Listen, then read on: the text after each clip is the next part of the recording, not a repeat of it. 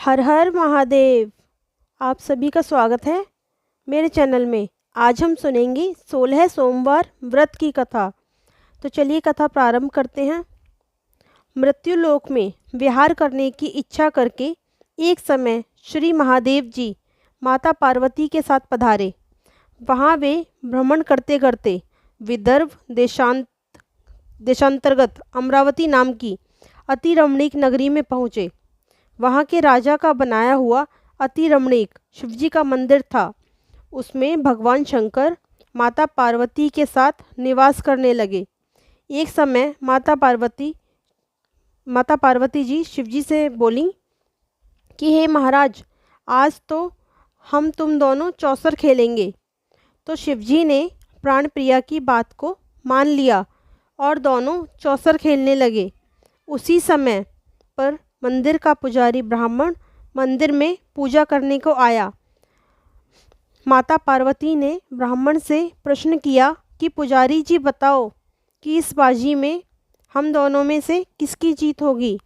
तो ब्राह्मण ने बिना विचारे ही शीघ्र कह दिया कि महादेव जी की ही जीत होगी। थोड़ी देर में बाजी समाप्त हो गई और पार्वती जी की विजय हुई। अब तो पार्वती जी ने ब्राह्मण को झूठ बोलने के अपराध के कारण कोढ़ी होने का श्राप दे दिया। कुछ समय बाद पार्वती जी के श्रापवश पुजारी के शरीर में कोढ़ पैदा हो गया। इस प्रकार पुजारी अनेक प्रकार से दुखी रहने लगा।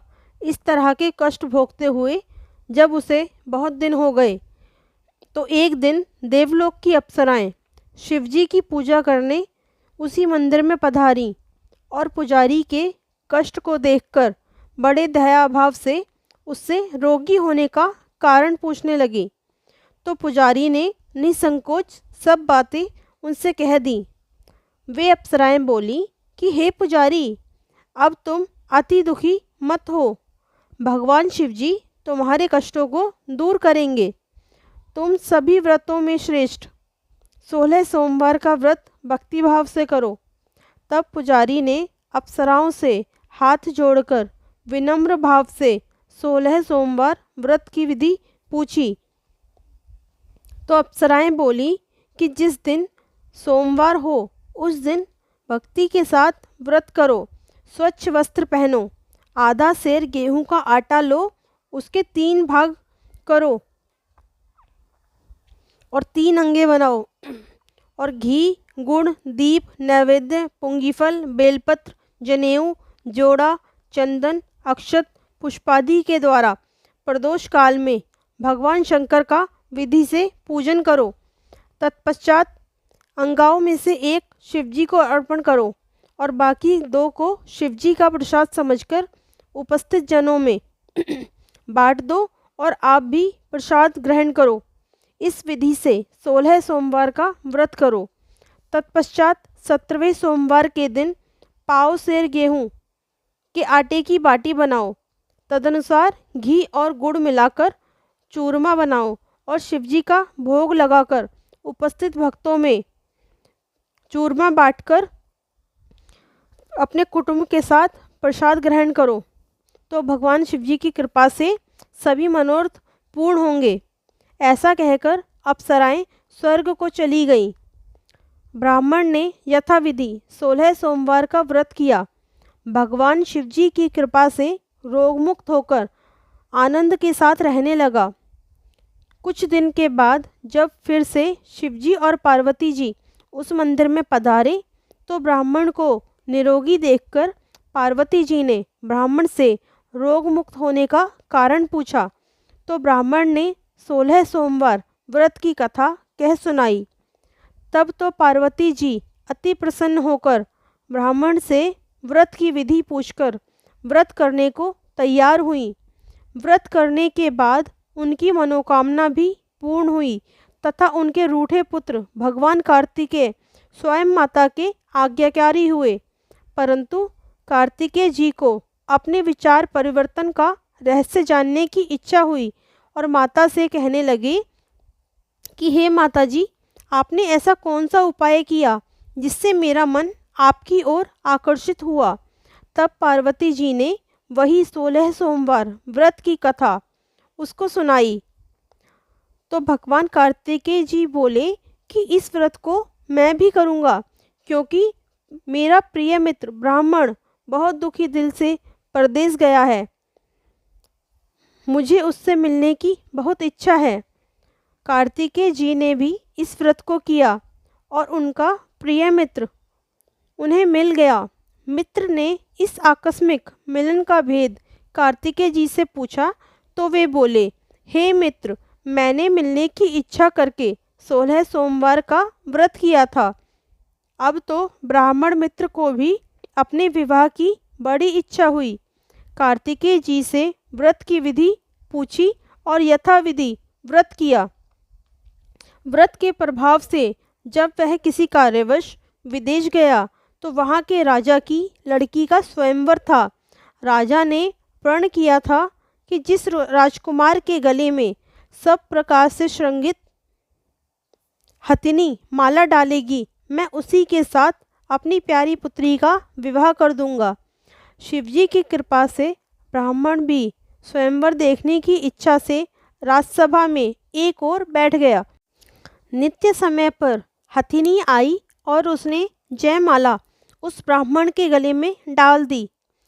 राजा की प्रतिज्ञा के अनुसार बड़ी धूमधाम से कन्या का विवाह उस ब्राह्मण के साथ कर दिया और ब्राह्मण को बहुत सा धन और सम्मान देकर संतुष्ट किया। ब्राह्मण सुंदर राजकन्या पाकर सुख से जीवन व्यतीत करने लगा। एक दिन राजकन्या ने अपने पति से प्रश्न किया कि हे प्राणनाथ, आपने ऐसा कौन सा भारी पुण्य किया था जिसके प्रभाव से हथिनी ने सब राजकुमारों को छोड़कर आपको वरण किया। ब्राह्मण बोला, हे प्राणप्रिय, मैंने अपने मित्र कार्तिकेय जी के कथनानुसार 16 सोमवार का व्रत किया था, जिसके प्रभाव से मुझे तुम जैसी स्वरूपवान लक्ष्मी की प्राप्ति हुई। व्रत की महिमा को सुनकर राजकन्या को बड़ा आश्चर्य हुआ और वह भी पुत्र की कामना करके व्रत करने लगी। शिवजी की दया से उसके गर्भ से एक अति सुंदर, सुशील, धर्मात्मा और विद्वान पुत्र उत्पन्न हुआ। माता पिता दोनों उस देव पुत्र को पाकर अति प्रसन्न हुए और उसका लालन पालन भली प्रकार से करने लगे। जब पुत्र समझदार हुआ तो एक दिन उसने अपनी माता से प्रश्न किया कि माँ, तुमने कौन सा तप किया था जो मेरे जैसा पुत्र तुम्हारे गर्भ से उत्पन्न हुआ। माता ने पुत्र का प्रबल मनोरथ जान अपने किए हुए 16 सोमवार व्रत को विधि के सहित पुत्र के सम्मुख प्रकट किया। पुत्र ने ऐसे सरल व्रत को सब तरह के मनोरथ पूर्ण करने वाला सुना तो वह भी इस व्रत को राज्याधिकार पाने की इच्छा से हर सोमवार को यथाविधि व्रत करने लगा। उसी समय एक देश के वृद्ध राजा के दूतों ने आकर उसको एक राजकन्या के लिए वरण किया। राजा ने अपनी पुत्री का विवाह ऐसे सर्वगुण संपन्न ब्राह्मण युवक के साथ करके बड़ा सुख प्राप्त किया। वृद्ध राजा के दिवंगत हो जाने पर ब्राह्मण बालक को गद्दी पर बिठाया गया, क्योंकि दिवंगत भूप के कोई पुत्र नहीं था। राज्य का अधिकारी होकर भी वह पुत्र अपने 16 सोमवार के व्रत को करता रहा। जब 17वां सोमवार आया तो ब्राह्मण पुत्र ने अपनी प्रियतमा से सब पूजन सामग्री लेकर शिवालय में चलने के लिए कहा, परंतु प्रियतमा ने उसकी आज्ञा की परवाह नहीं की। दास दासियों द्वारा सब सामग्री शिवालय भिजवा दी और खुद नहीं गई। जब राजा ने शिवजी का पूजन समाप्त किया तब एक आकाशवाणी हुई। राजा ने सुना कि हे राजा, अपनी इस रानी को राजमहल से निकाल दे, नहीं तो तेरा सर्वनाश कर देगी। आकाशवाणी को सुनकर राजा के आश्चर्य का ठिकाना नहीं रहा और तत्काल ही राजमहल में आकर अपने सभासदों को बुलाकर मंत्रियों से पूछने लगा कि मुझे आज शिवजी की आकाशवाणी हुई है कि राजा तू अपनी इस रानी को निकाल दे, नहीं तो ये तेरा सर्वनाश कर देगी। मंत्री आदि सब बड़े विस्मय और दुख में डूब गए, क्योंकि जिस कन्या के साथ राज मिला है, राजा उसी को निकालने का जाल रच रहा है। यह कैसे हो सकेगा? अंत में राजा ने उसे वहां से निकाल दिया। रानी दुखी हृदय से भाग्य को कोसती हुई नगर के बाहर पहुंची। बिना पादुका, फटे वस्त्र पहने, भूख से दुखी, धीरे धीरे चलकर एक नगर में पहुंची। वहां एक बुढ़िया सूत काट कर बेचने को जाती थी। रानी की करुण दशा देखकर बोली, तू चल मेरा सूत बिकवा दे। ऐसी बात बुढ़िया की सुन रानी ने बुढ़िया के सर से सूत की गठरी उतार अपने सर पर रखी। थोड़ी देर बाद आंधी आई और बुढ़िया का सूत पोटली के सहित उड़ गया। बेचारी बुढ़िया पछताती रह गई और रानी को अपने से दूर रहने को कह दिया। अब रानी एक तेली के घर गई तो तेली के सब मटके शिवजी के प्रकोप के कारण चटक गए। ऐसी दशा देख तेली ने रानी को अपने घर से निकाल दिया। इस प्रकार रानी अत्यंत दुख पाती हुई सरिता नदी के तट पर गई तो सरिता नदी का समस्त जल सूख गया। तत्पश्चात रानी एक वन में गई और वहां जाकर सरोवर की सीढ़ी से उतरकर पानी पीने गई। उसके हाथ से जल स्पर्श होते ही सरोवर का जल असंख्य कीड़ों में होकर गंदा हो गया। रानी ने भाग्य पर दोषारोपण करते हुए उसी जल को पीकर पेड़ की शीतल छाया में विश्राम करना चाहा। वह रानी जिस पेड़ के नीचे जाती, उस पेड़ के पत्ते तत्काल ही गिरते गए। वन, सरोवर, जल की ऐसी दशा देखकर गऊ चराते ग्वालों ने अपने गोसाई जी से, जो उस जंगल में स्थित पुजारी थे, कही तो गोसाई जी के आज्ञानुसार ग्वाले रानी को पकड़कर गोसाई जी के पास ले गए। रानी की मुख की कांति और शरीर शोभा देख गोसाई जी जान गए कि यह अवश्य ही कोई विधि गति की मारी कोई कुलीन अबला है। पुजारी जी ने रानी से कहा कि पुत्री, तुम मेरे आश्रम में ही रहो, मैं तुमको किसी प्रकार का कष्ट नहीं होने दूंगा। गोसाई जी के ऐसे वचन सुन रानी को धीरज हुआ और आश्रम में रहने लगी।